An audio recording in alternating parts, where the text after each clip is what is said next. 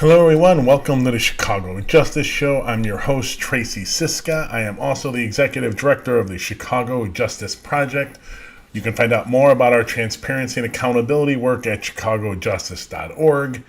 And also, if you're looking in getting involved in our work, we have dozens and dozens of people, volunteers and interns working for us on our Nation program. You can find that at cjpnation.org. You can find more information, get in contact with people if you're interested. So today we have our main segment is about Mayor Lightfoot's $1 million Snitch Fund, about getting information about illegal gun possession. And then our FOP Watch segment, we're going to talk about anonymous complaints and how not much is going to change despite the state's bill, because Lightfoot is not who she claimed to be, I guess is the best way of saying it. We're going to talk about a piece from the Better Government Association about carjackings, blind spots at the Illinois Department of Corrections, places in their facilities where guards know they can do what they want to prisoners because they don't have cameras. Then after the break, we're going to talk, we're going to look a little more at the Crime Victims Fund. The state of Illinois has this crime fund that's supposed to try to make people who have been victims of violent crime whole again. It's massive failure. Then we're going to talk about a New York Times article about sexual assault and rape and about how no one believes the victims. And then our last piece is op-ed basically in The Hill. But this one comes from Nick Turner, who's executive director at the Vera Institute in New York, somewhere I was an intern 15 years ago plus. And I met him during the internship, but he talks about how Biden's criminal justice violence prevention program or plan is just basically a failure because it's going to rely on police. So, ladies and gentlemen, tomorrow, 5 p.m. Central, finally, the mayor's, or I should say the community commission ordinance is supposedly set to pass. After weakening the hell out of it as much as they possibly humanly, unbelievably could, they finally came to an agreement to make a pretty much useless organization. It's sad. I wish I was wrong, but I don't think I am. There wasn't a whole lot of potential in either of those proposals, the GAP or CPAC one, to make massive structural change. I wish I was wrong, but I'm not. I've been doing this 25 years, and I'm betting that is what has been agreed upon by Mayor Lightfoot and the CPAC GAPA coalition is pretty damn weak.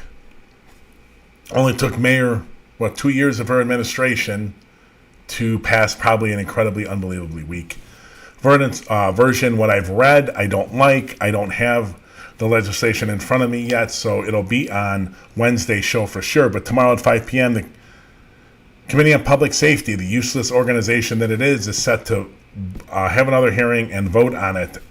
And we will be live tweeting that hearing at CJP Just Proj. So get on Twitter, follow us on Twitter at CJP Just Proj, Proj, and you can be a part of that conversation as we go live with it tomorrow for the hearing.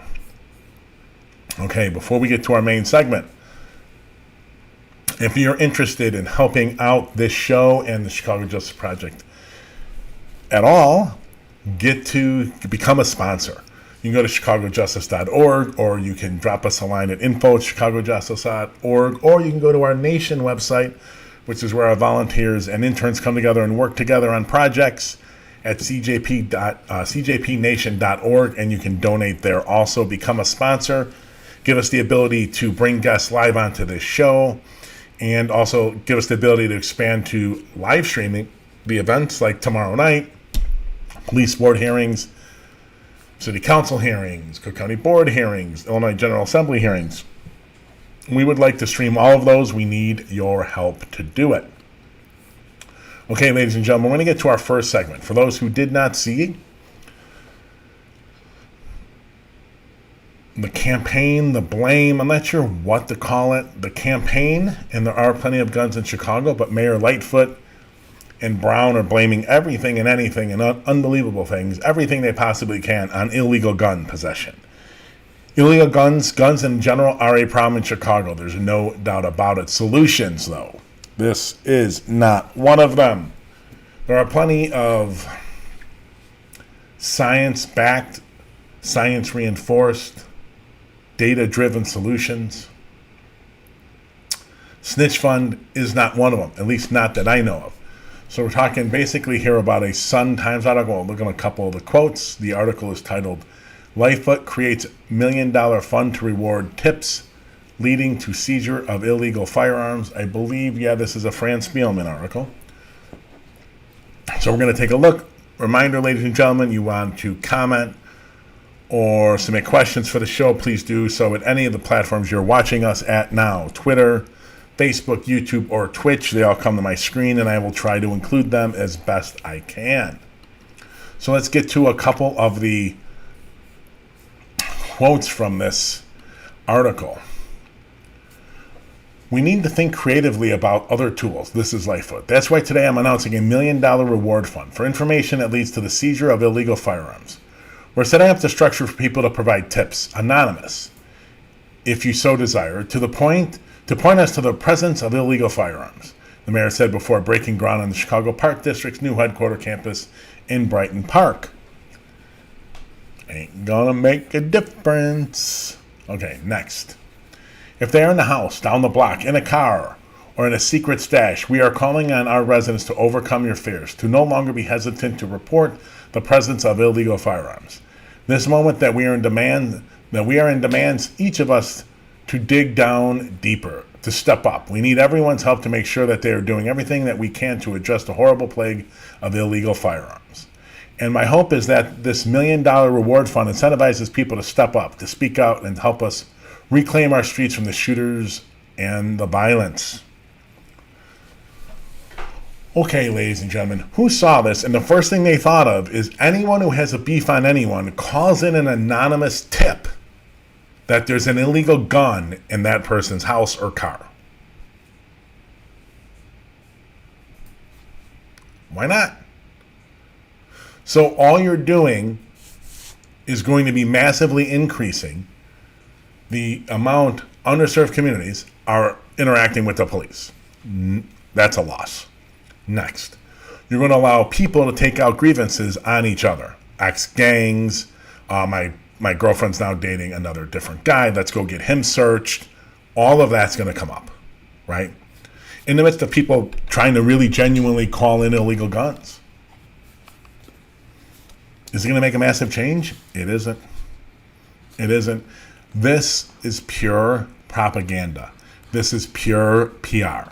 This is to calm the media and calm downtown Chicago and calm all the stupid aldermen that are complaining about guns and violence and stuff. And it's not good, but can we have some real solutions? Do you think $1 million is going to turn around all of Chicago's issues with gun violence? $1 million? Reminder, ladies and gentlemen, our Mayor Lightfoot, 2019, the city of Chicago collected $929 million in TIF funding, tax increment finance funding. Talk about it on the show all the time. Of that, the mayor is going to provide $1 million. $1 million.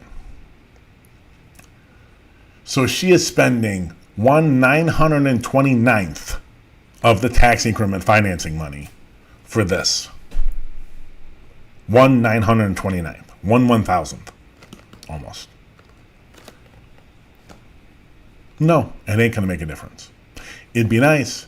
You may well get black and brown males, because that's who's mostly going to be. It could also be females, could be family members, shot and killed because they're going to start being pulled over and searched and their houses raided because they got tips of illegal guns.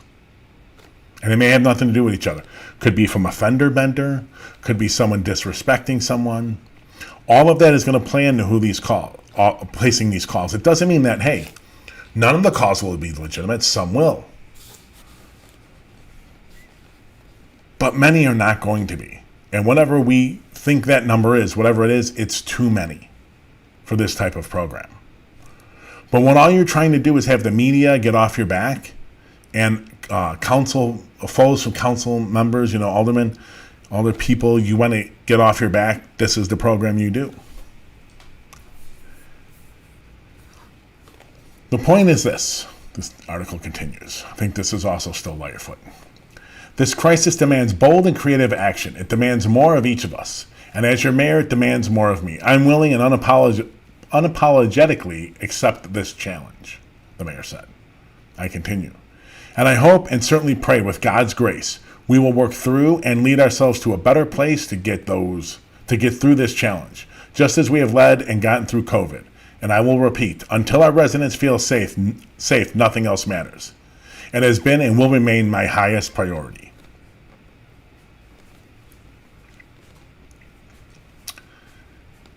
Politics, ladies and gentlemen, politics. This isn't about finding solutions. 1/1000th of the TIF money being dedicated to a solution to gun violence in Chicago that has plagued the city probably for like 100 years. How in the world is that going to make a major dent?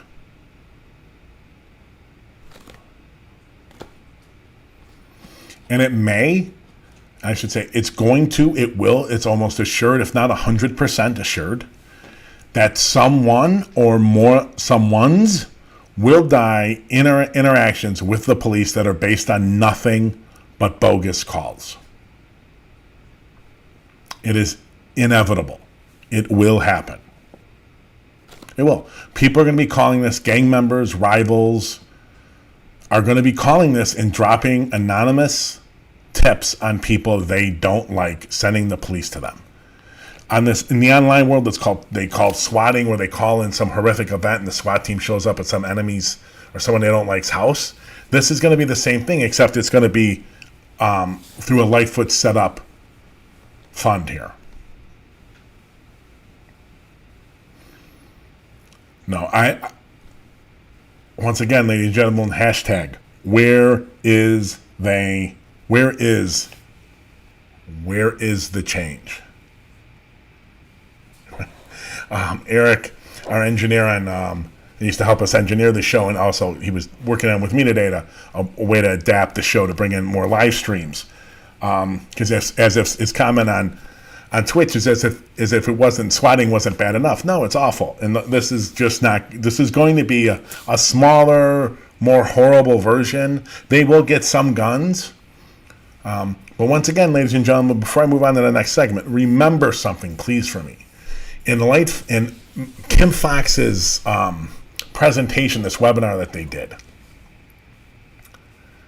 they're talking about how, as the number, since 2013, the number of gun possession arrests had gone up, and it just shot up in the last couple of years in Chicago, right? The number of gun possession arrests. However, the clearance rate, the rate at which the CPD is arresting people for shooting a gun, whether it's a murder or just shooting, actually using the gun, has gone down. And Lightfoot and Brown are like, oh yeah, that's okay. Well, you don't understand. We're just getting guns off the street. What are you talking about? You're not getting the guns from the people that are using them. Somehow that's okay. Oh, my Lord. This is propaganda. Now remember, ladies and gentlemen, what you're also going to see here, which is also what you saw with Rahm Emanuel's 1,000 officer hire, and God knows how many got really hired and whatever, and how it kept up for attrition. But at the same time he did it, after a bad 16, crime went down. It had nothing to do with the hire. It had nothing to do with the hire or hiring of those officers. It's just that the things that cause crime and violence, especially gun violence, are massively intersectional. It has to do with gangs. It has to do with drugs. It has to do with majorly with poverty and racism and segregation and no jobs. But it has a lot of things.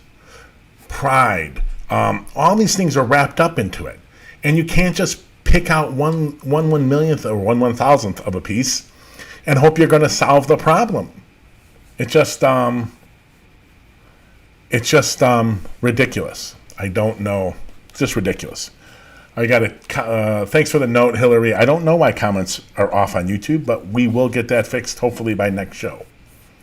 Okay, here's our next segment, ladies and gentlemen. I'm going to set this up. So, there is HB 3653 in the Illinois Senate.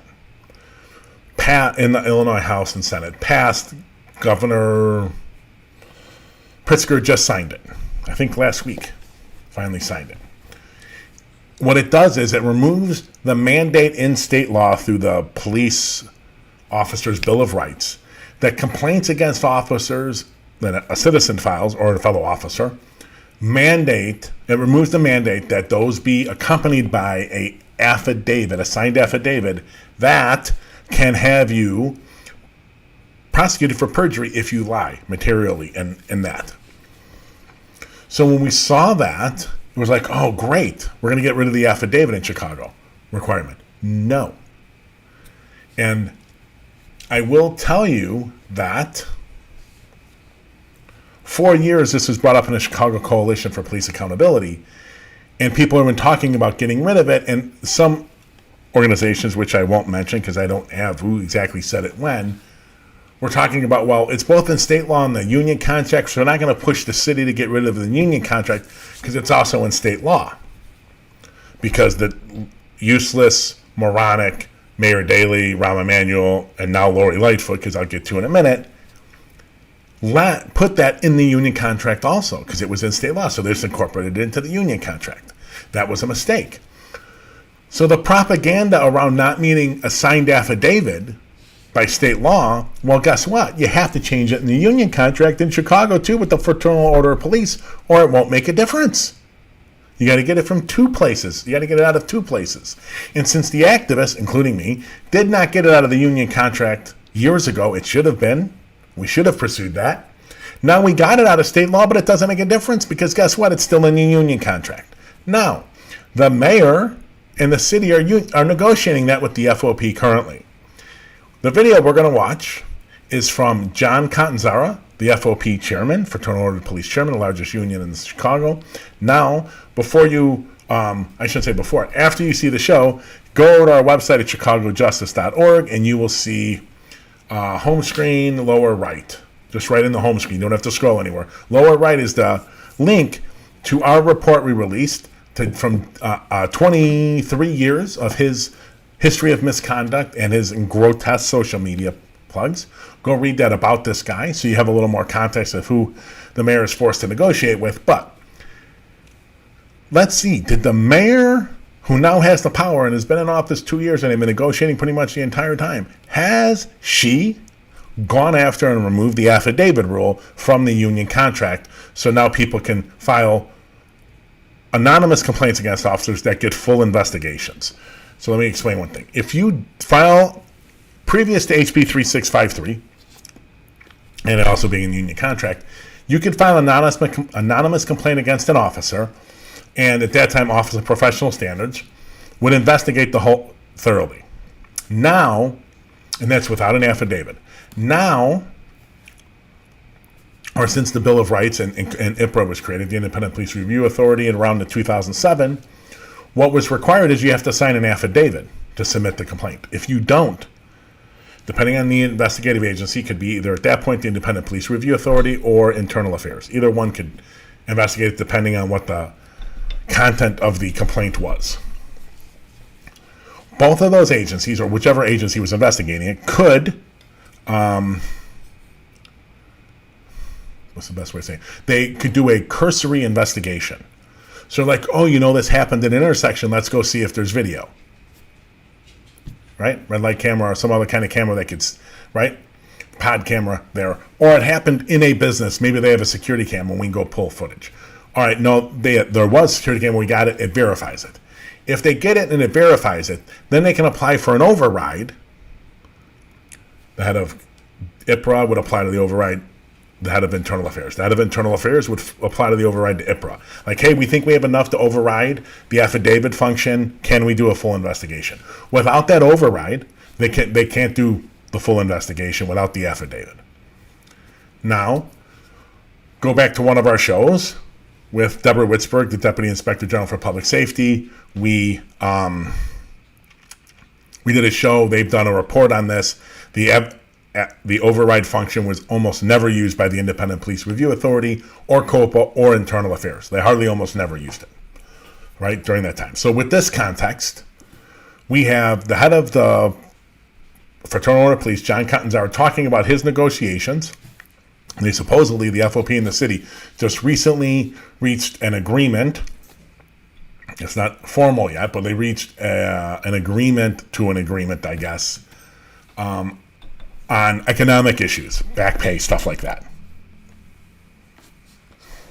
Here is John Catanzaro from the Friday updates he posts on YouTube every day on the FOP's YouTube channel, talking about that. It runs about just under 5 minutes. Then we'll come back and talk about what Lightfoot did or didn't do. See for yourself. The second part is when it comes to anonymous complaints. The anonymous complaints are part of 3563. They got that done in Springfield.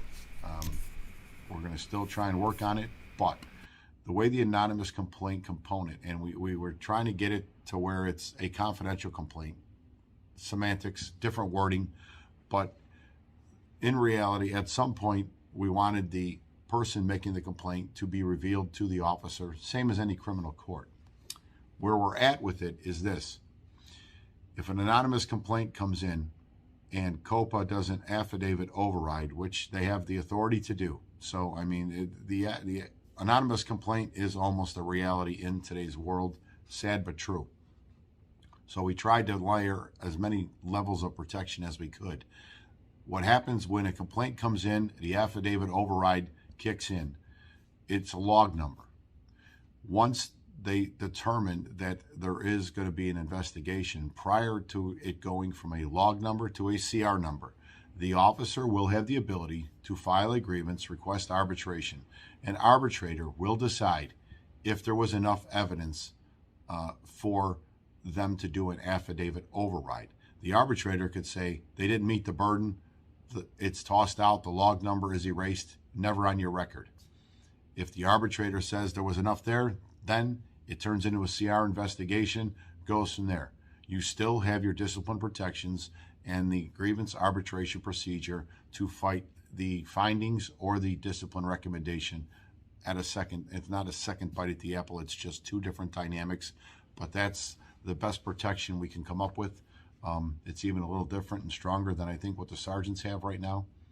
Those are some of the simple components of what we're looking at. There's no sense going into a deep dive right now until we get a yes or no from the mayor's office. Like I said, hopefully Monday, we shall see. On a more important note, or more urgent note, City Council will be having a public safety meeting 5 p.m. on Tuesday prior to their general City Council meeting on Wednesday morning at 10 a.m. They are taking up the subject matter of more accountability. God only knows why.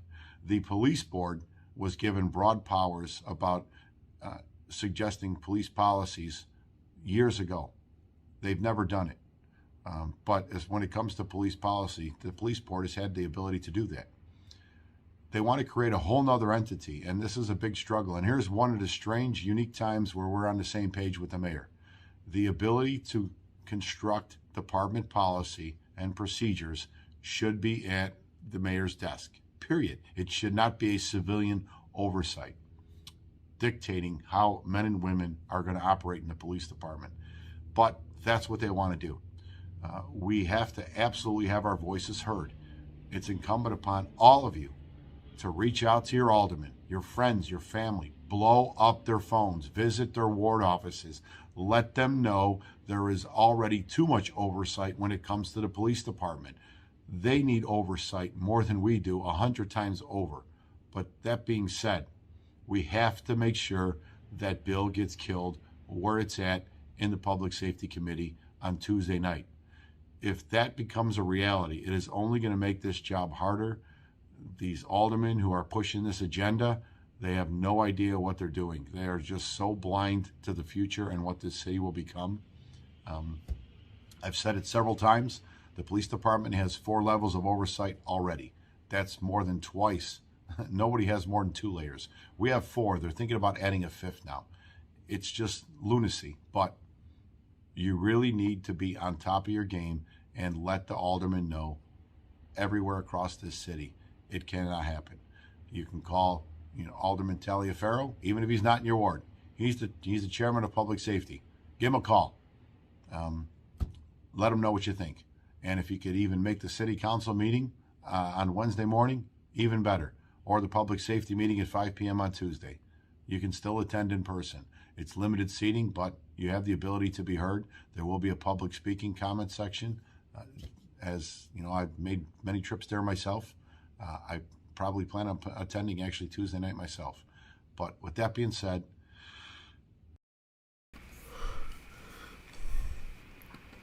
wow, that closed. All right, so you hear him, right? So what did Lightfoot do? Basically nothing. So let me explain. When the complaint comes in, instead of becoming a full CR, which is a full-blown internal investigation, or investigation by the police accountability system, if it gets a log number, which isn't directly tied to you yet, and then if they do a cursory investigation and then seek an override, then it becomes a CR. Complaint registry is what that stands for. It becomes a full-blown investigation. That's basically what we had. What are you talking about? So what did Lightfoot get? Nothing. You know, I keep seeing on Twitter, and I keep getting DMs, she's a cop. She's nothing but a cop. I gotta tell you, there's not a whole lot of change. For someone who headed up the Police Accountability Task Force and all the rhetoric you heard from her about the task force and all of that, God darn it, she has been useless. She did nothing here that Ron would have done, that Daley wouldn't have done, and got nothing, and gave the cops everything. In-year contract, wonderful, so we don't have to go through this for another 3 or 4 years or something like that. But, because they're like 3 or 4 years late. What other than that did you get, Mayor? What did you get? She got nothing. She gave the store away. And I'm going to try to bring on a lawyer to talk about whether or not they could have in that state bill, HB 3653 or whatever, that was a package of bills, omnibus bill. Well, they could have in state law just made it that you could not mandate it in union contracts. It's frustrating. We got nothing. At least that's what it seems. I don't think anything has changed. So sad. Okay, we're going to move on to our next segment. It's a post from the Better Government Association titled "Few Programs Steer Child Carjackers Away from Trouble." Now, let's come to terms with something. All 4 of the programs, which obviously that we've covered in the show before, the Tribune hates. It's about parental responsibility and just installing discipline in kids. If you can just do that, you have nothing to worry about. Poverty, no, don't worry about it. But anyways, programs are not going to solve the problems of Chicago. They're not. And I'm not trying to be mean. I'm just saying they're not. Unless the program is to eliminate poverty, you're not going to really dent what's going on in Chicago, crime and violence-wise. Isn't happening. So with that, let's give you some context. Let's look at the article. The review of police and court records as well as are assigned to help steer juveniles away from trouble. Interesting. I don't know why they focus just on carjackings. What are the programs for first-time offenders for violence as a whole? I don't know. Carjackings are making all the headlines, so that's what's going on. Many urban places have issues with carjackings, but why not just all of them? I'm sure the Tribune hates the BGA because, oh my God, another program? Those never work. Just install discipline. Better parenting. Don't worry about rampant intergenerational poverty. The article continues. Felton's daughter, who's one of the people covered in the article, is just one of scores of Chicago youths arrested for carjacking last year. Part of a rise in Chicago and other cities across the nation, well, at least they had that context. Nearly all of Chicago's minors arrested were black and from long neglected communities. Yes. Experts say a pandemic-era detachment from the lifelines of school, social activities, and close family contact left the teenagers especially vulnerable to dangerous influences. Yes, all of that. Sure, I'm down with that. Next. There's just an absolute dearth? There's an absolute dearth of services. And the consequences are truly life and death, said Rosanna Ander, Executive Director of the University of Chicago Crime Lab. We had people from the Crime Lab on this show over last summer talking about the officer support system. So Ander, Executive Director of the University of Chicago's Crime Lab, which has analyzed the recent spike in Chicago carjackings. Okay, congrats. Yes, there is a dearth of services, but there's been a dearth of services. Like, yes, there are no services for carjacking, people who do carjackings, the first-time offenders. But what about shootings and aggravated batteries and armed robberies? I mean, it's not just, what's the word for it? It's not just specific to carjackings. The article continues. Excuse me. There is right now a form of magical thinking where kids go, get arrested, get returned right back in the community with few services or supports, and we're expected that somehow being arrested is going to make the situation better, Anders said. We're not doing anything different beyond that, and doing nothing is, I think, dangerous for everybody, including young people themselves. Very true. Very true. But the long-term solution is not the services. The services should be provided. We need to change the economics. We need to cut off the people feeding the system. And you do that not by what Alderman Lopez would argue, or Alderman Fioretti would argue, or Paul Vallis, all who are almost for the most part completely useless on this issue. You don't do it by punishment because it doesn't work. Oh, well, you're just a liberal, you don't know. No, the science says it doesn't work. We have decades and decades and decades and decades of research. It doesn't work. Deterrence doesn't work. Or it doesn't work at a rate of high enough that it's going to make a difference. The reoffending rate, the recidivism rate at which people get out of prison and go back, it's unbelievably high. I don't want to quote a number because I don't remember I haven't looked it up recently. But man, it's been up 70% in years past. Deterrence isn't working. That's an epic failure. And pretty much any program you put in to reduce recidivism works better than deterrence. Why? Because deterrence almost no work. So if you say it's 70%, all the new program's got to come in is be at 68. If only 68% of people go back, it's a winner. That's how bad deterrence is. But you can't get that in. Look at Paul Vallis spouting out of his ass. He knows nothing about what he's talking about. But it's all support the police, give them more money, give them everything, lock everyone up for as long as humanly possible. No. Superintendent Brown, Alderman Lopez, Alderman Napolitano, Alderman Spizzato, all completely, utterly, disgustingly, completely useless on the issue. They don't give a shit about science. They know better. They just know. I know. Just like Trump. They're all Trumpers. I know. I may know because I've had a God-given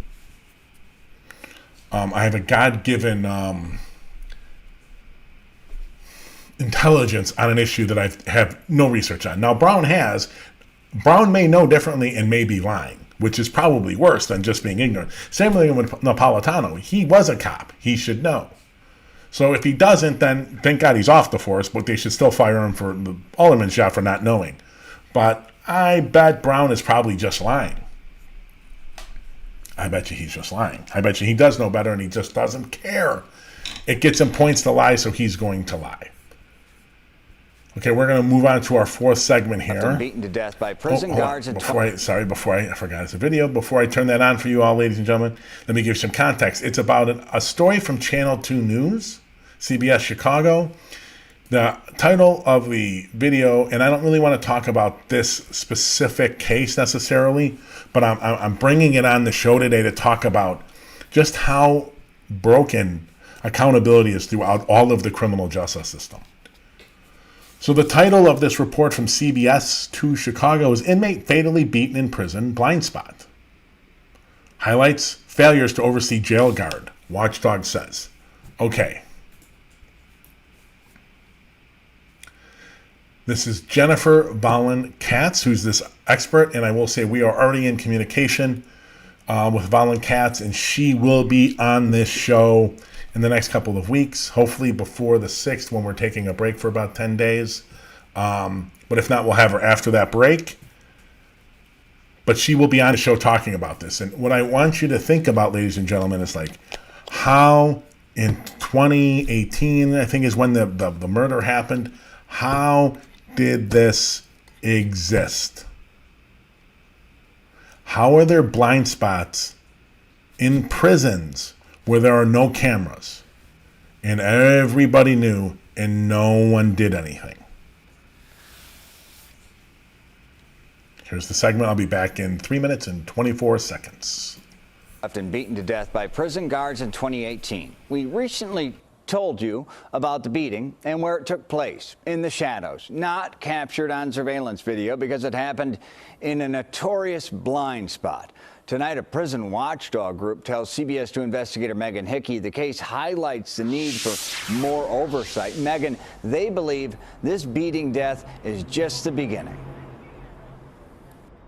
Right, Brad, COVID-19 created more barriers for prison watchdogs. While the Illinois Department of Corrections says they've fixed that notorious blind site, advocates say there's still more work to be done.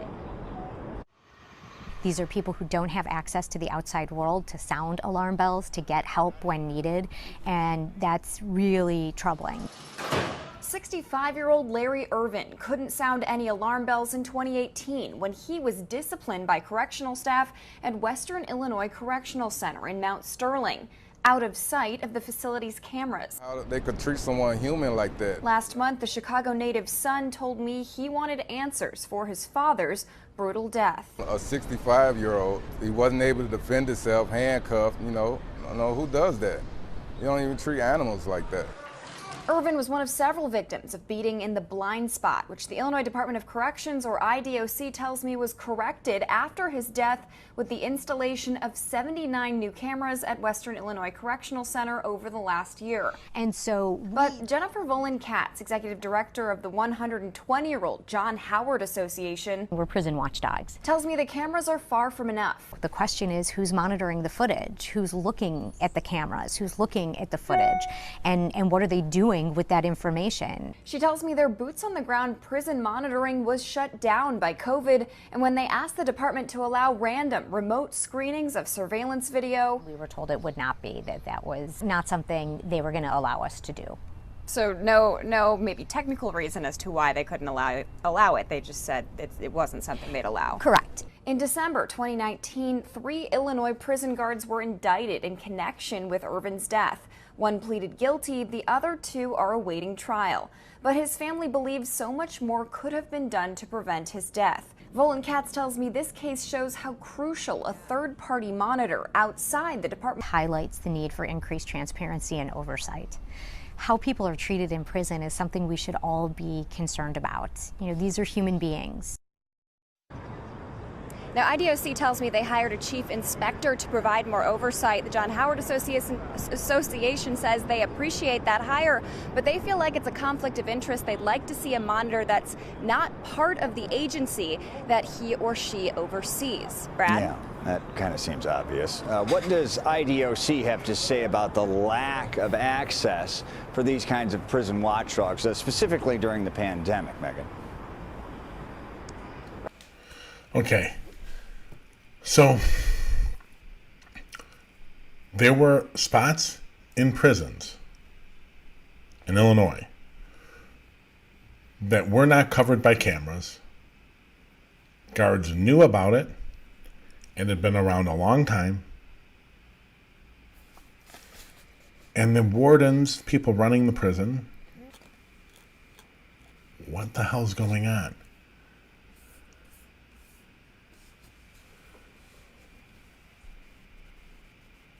What the hell is going on there?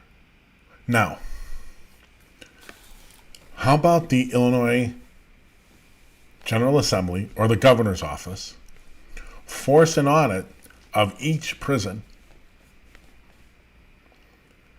and see where, bring a grand jury in, and see where there are blind spots in any of the prisons and who in the facilities knows where those blind spots are.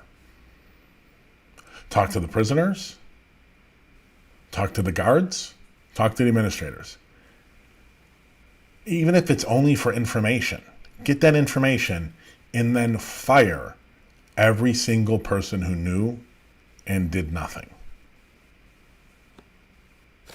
It's not an accident. This was allowed to happen on purpose. On purpose. Because it served whatever interest of the guards, the facility, the warden, whoever's running the prison. I'm not sure if they're called wardens in Illinois. They knew it served their facility. Let's take a closer look at one of the quotes here. She said, and this is Vollencast, she said their boots on the ground prison monitoring was shut down by COVID. When they asked the corrections department to allow random remote screenings of surveillance video, we were told that it was not something they would allow us to do. No technical reason was given. They're not going to fire anyone. The leaders of IDOC are not going to do it. The governor and the Illinois General Assembly has to step on them and make them do these things. Where's Kwame Raoul? Mr. Attorney General, where are you? Step on them, make them do it. They won't do it any other way. The reason they didn't send up that remote random access to videos is because they're hiding stuff. Why wouldn't you say, sure, let's find a way to do this? Go ahead, look at all the video. We got nothing to hide.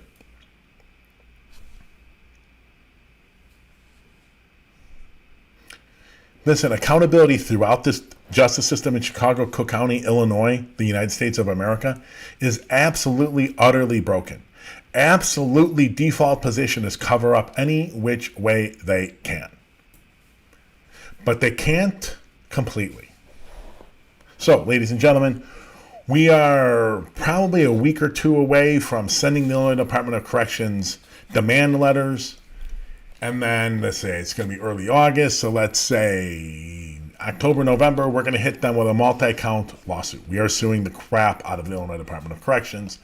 They have multiple FOIA denials.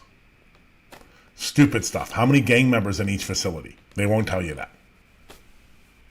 Well, come on down to Cook County Court, ladies and gentlemen, and let's see if we can't get a judge to make you open up. I'm pretty sure we're going to win. I think most of our FOIAs, they're set up to sue. So most of our FOIAs, the Illinois Department of Corrections, that they denied, we're going to win those. And we're going to take the data whether they like it or not. One of my board members a while back said we should just send FOIAs in for videos from all the cameras. Maybe a day's worth. And because of this story, we may have to do something like it. It's a fascinating story. Okay, we're going to be back in 1 minute. This is Information About Our Nation program. You want more information than just this 1 minute ad, go to cjpnation.org and get involved. If you look at the Catanzara report on our website, if you look at the public safety report on our website, those reports were driven 99% by people from our nation, interns and volunteers. So we'll be back in 1 minute. And we'll be back talking about the Illinois Crime Victims Reimbursement Fund. It's just absolute horrific failure. We'll be back in 1 minute. Join a group of engaged and committed individuals advocating for transparency and accountability in the local justice system around the country. Get engaged through crowdsourced research projects, digital activism, public policy advocacy, or become a social media ambassador. Our criminal justice system will not reform itself. Communities must demand it. Transparency can be the fuel for justice our local communities need to combat the weaponizing of data by our justice system. Transformation of our justice system cannot occur until we know exactly what they are doing and who they are doing it to. Get involved today. CJP Nation. Okay, ladies and gentlemen, we are back. We're going to move on. We'll see how long this takes. This may be our last segment. We may have one more. See if what we can do with time here. So this segment, it's an article from the Chicago Sun-Times. It is Illinois created a program, the title, Illinois created a program to compensate crime victims. Nearly 50 years later, it is failing. I bet it's been failing pretty much since it was set up. So before we get into this is about reimbursement for things if you were injured that your insurance doesn't. So it could be like clothes if you got blood on them, other possessions. So it's trying to make you whole on top of the insurance and everything. It's not a bad thing. It's definitely something that should be done. I think it may help with funeral costs, so that's great. And I know back when I was in grad school, there was someone affiliated with the department that had, oh my God, excuse me, her nephew killed. And the funeral home wouldn't release the body until they paid thousands of dollars. So I know the students, myself among them and a couple others, raised funds among the students to help her out. So it is, I don't know anything. Well, let's back up. I didn't know anything about this fund. I didn't even know it existed. I have been doing police accountability work and justice accountability work and transparency since 1996, maybe a little before that. Never even knew this existed. Okay, so let's get to some of the article. Using records obtained through the Illinois Freedom of Information Act, the TRACE, which is a separate organization that works on news agency that does stuff on guns and gun violence. The TRACE analyzed nearly 15,000 claims processed by the state's Victims Compensation Program between 2015 and 2020. Fewer than 4 in 10 applicants got any reimbursement. Yep. Why? Because they make it so hard. It's like you got to be like a lawyer or an expert in filling out these forms to do it. Which brings me to developers get their TIF money without any problem. They never miss that money. But here we are, the state only giving 4 in 10 applicants money. In Chicago, just one application was filed for every 50 violent crimes during the period reviewed. Now, that's not the greatest number. It's not great right in the outset, but you're a victim of a violent crime. It doesn't necessarily mean you're out money. Right? Someone could carjack you, stick a gun in your head, take your car. Insurance covers it. What are you out if you don't go to, I don't know, if you're not shot or something, what are you actually out? All this does is get you,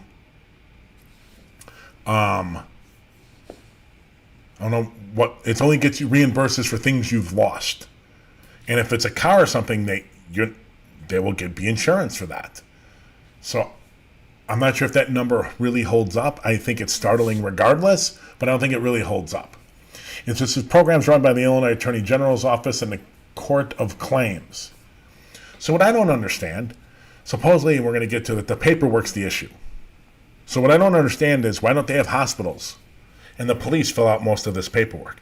And whatever isn't, hand it to them, help them fill it out. But let's get back to the article.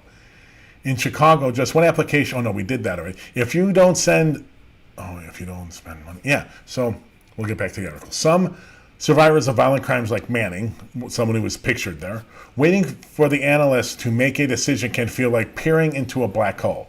They can't go online to look up where their claim stands, and as is done in Indiana, Tennessee, the process is largely done through the mail, unlike some states that communicate with applicants by phone and email. That's right, ladies and gentlemen. It is 2021, and the Crime Victims Reimbursement Fund, or whatever this is called, communicates with people strictly by mail. Is that mind-numbingly stupid or what? State is so backwards sometimes. The article continues. You have to explain how the injury affected you. You have to submit supporting documentation. That really depends on the stability of the applicant's living situation and how informed the client is. Do you have your police report? Do you have an incident report? Do you have a medical report? Can you document the clothes that you lost? Right? They want evidence of all of this. You can't just say, I lost $500 worth of clothes, give me $500. That ain't going to happen.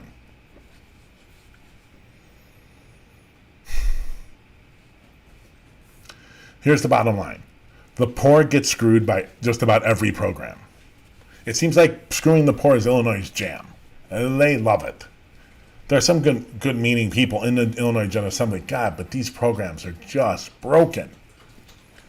The article continues. The low rate of approvals isn't surprising for Maria Balada, director with Resilience. She was on our town hall around sexual assault data. You can go look that up on YouTube and Facebook archives. A support organization for she's a Resilience support organization for sexual assault survivors. Balada said her team tries to set realistic expectations with survivors about the program's limitations. She continues. It's just become such a convoluted system for us to navigate with victims. And she's a professional, very smart person, by the way, very intelligent. Go look at our the show, the town hall, and you'll understand what I'm saying. Typically, it's a bureaucracy that makes it feel like it's inaccessible. The reason people end up not getting any compensation often is because an analyst couldn't substantiate a crime victim's claims. What to substantiate? Have the CPD put it into a state database that the crime happened and who the victim is. They have a victim, this is who it is. If they're at a certain level that meets certain criteria, some kind of violence, it goes into the database. The CPD has to put it in. They put their RD number, they put the report number in. What's the problem? Hospital, put a space for the hospital. Hey, yes, here's the report number, here's the number in the database for the Crime Victimization Fund. Have the hospital put in what they need to put in. What's the problem here, ladies and gentlemen? This is 2021. This isn't 1998 when we were working on Windows 95. What are you talking about? This system is designed not to work for people. It's a joke. You could have the police departments do this. The police department could have an entire 5-10 people that did nothing but to put this stuff in the Illinois database and verified it. Talk to victims about what they lost. Whether stuff was stolen from them, whether they lost clothes, they were shot and they bled over it, they got stabbed or bled over, whatever, right? This is fixable with technology. Very easy technology. A database is not hard. Maybe hard for the state of Illinois, but it's not hard for anyone else. I think Amazon and other people, they've kind of figured out the way to make a database. I just don't get why this is a problem. But in the end, it's like it always happens. The people with the least amount of money get screwed. And the people with the least amount of money who are in most need of getting this reimbursement because they're the victims of violent crimes a lot, and they're the ones who most need getting that little bit of what they lost back. Because a rich person, they don't need that so much, right? They have the resources to go on with their lives. At least a lot more than the poor people do. But once again, this system is set up to screw the poor. They always screw the people with the least. It's a universal thing in Illinois. All right, ladies and gentlemen, thank you so much for joining us today. I really appreciate it. We'll be back Wednesday and Friday at 5:30. Remember, tomorrow, 5 p.m. Central, we'll be live tweeting the Committee on Public Safety's meeting. They may finally pass something of merit. Only took 6 years to get this community commission, and I haven't seen the draft yet, but I'm betting from what I've seen, it's incredibly watered down and useless, because that is something Mayor Lightfoot would be proud to pass. Useless stuff. She's very good at it. But join us on Twitter at CJPJustProj, P-R-O-J. You get us on Twitter, and you can follow us and join in the conversation tomorrow as I live tweet it. Okay, thank you, everyone. We will see you. We'll see you tomorrow on Twitter, and then back here Wednesday at 5:30 to talk actually about the legislation itself.